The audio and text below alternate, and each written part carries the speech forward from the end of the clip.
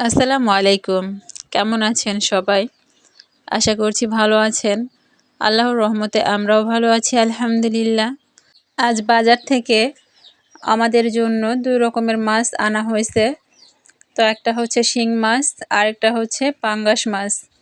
তো পাঙ্গাস মাছটা আমার ছেলে এবং আমার শাশুড়ি অনেক পছন্দ করে। তো এদের জন্য এই মাছটা মূলত আনা। যেহেতু কাটা কম এই মাছে, এইজন্য বাচ্চাদেরকে এই মাছটা খাওয়ানোর সুবিধা মনে হয়। তো এদিক দিয়ে দেখুন আমি এই মাছগুলো কেটেছি। প্রায় ১ ঘন্টার মতো আমার সময় লেগেছে। কারণ শিং মাছ পরিষ্কার করতে অনেক সময় লাগে। এই শিং মাছটা আমার আপা আমার সাথে থেকে একটু পরিষ্কার করে দিছে। তো ওর কারণে আমি একটু আগাইতে পারছি। তো যাই হোক, এদিক দিয়ে রান্নাবান্না করতে হবে। দুপুরে রান্নার জন্য আমি সব কিছু জোগাড় করে নিয়ে রান্নাঘরে চলে এসেছি। দেখুন, আজ অন্য কিছু রান্না করব না, চুলার জালটা ধরাই দিছি। তো ২ রকমের মাছই আমি রান্না করব। অল্প অল্প করে ২ রকমের মাছ আজকে রান্না করব।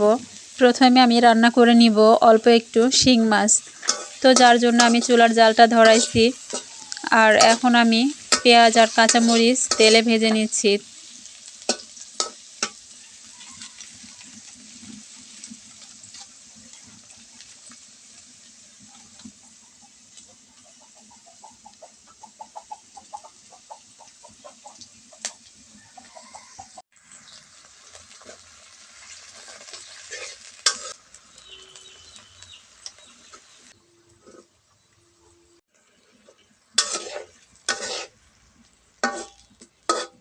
মশলাগুলো ভালোভাবে কষিয়ে নেওয়ার পরে দিয়ে দিলাম শিং মাছ। তো শিং মাছটা আমি অল্প করে রান্না করব, যেহেতু পাঙ্গাস মাছ আছে রান্না করার জন্য।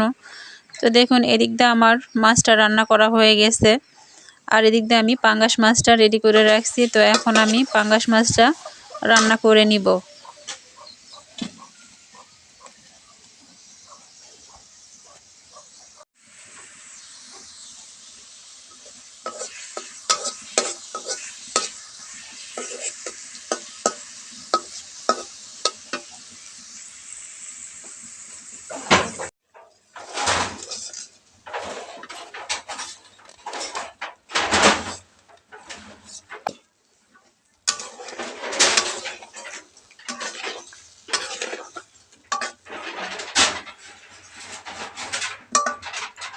মশলাগুলো কষিয়ে নিয়ে দিয়ে দিলাম পাঙ্গাস মাছ।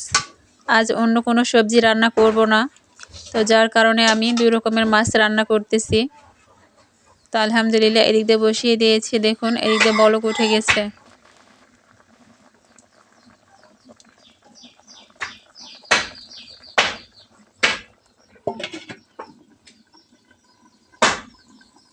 আলহামদুলিল্লাহ হয়ে গেছে আমার ২ রকমের মাছ রান্না করা। শিং মাছও আলহামদুলিল্লাহ হয়েছে। এদিক দিয়ে দেখেন পাঙ্গাস মাছটাও হয়ে গেছে। তো আমি ভাতটা বসাই দিছি। তো এখন ভাতটা হলে আমার রান্নাটা পুরোপুরি শেষ।